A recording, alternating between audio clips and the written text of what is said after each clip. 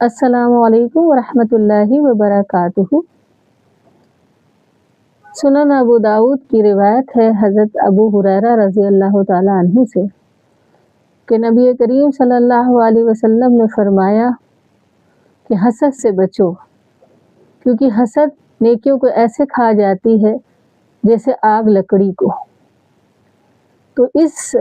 بات پر غور کرنے کی ضرورت ہے، اور یہ حسد کی بیماری اس قدر عام ہو چکی ہے، کسی کو بڑھتے ہوئے انسان دیکھ نہیں سکتا، کسی کی اچھائیاں دیکھ نہیں سکتا۔ اگر وہ کامیابی کے راستے پہ چل رہا ہے تو ایک عجیب سی حسد انسان کے دل میں پیدا ہو جاتی، بھلے اس سے کوئی مطلب ہو یا نہ ہو، کیونکہ ہر انسان اپنے لیے سب کچھ بہتر چاہتا ہے اور وہ دوسرے کے لیے کوئی بہتری نہیں چاہتا۔ تو حسد اتنی بری چیز ہے، اور جب بھی حسد دل میں آیا، جس طرح سے شیطان کے آئی کہ وہ حضرت آدم علیہ السلام سے حسد کرنے لگا، جبکہ اس کو سب کچھ مل رہا تھا، لیکن اس کو اس بات سے دقت تھی کہ ہمیں صرف ملے، اسے کیوں مل رہا ہے، یا اس کو اتنی عزت کیوں مل رہی ہے، کیونکہ ہمارے حسد کرنے سے صرف یہی ہوگا کہ ہم ہی اپنا خون جلائیں گے، اپنے آپ کو بیمار ڈالیں گے،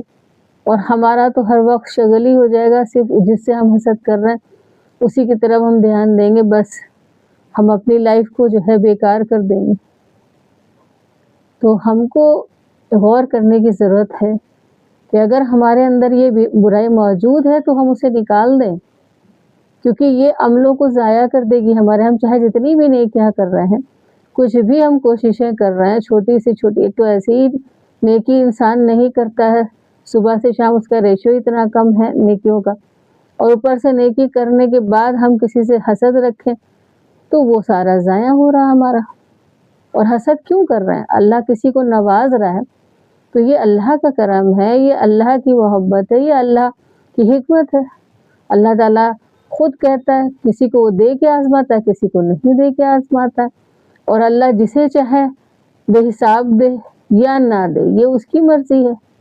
تو ہم جس کو دیا جا رہا ہے ہم اس سے کیوں حسد کریں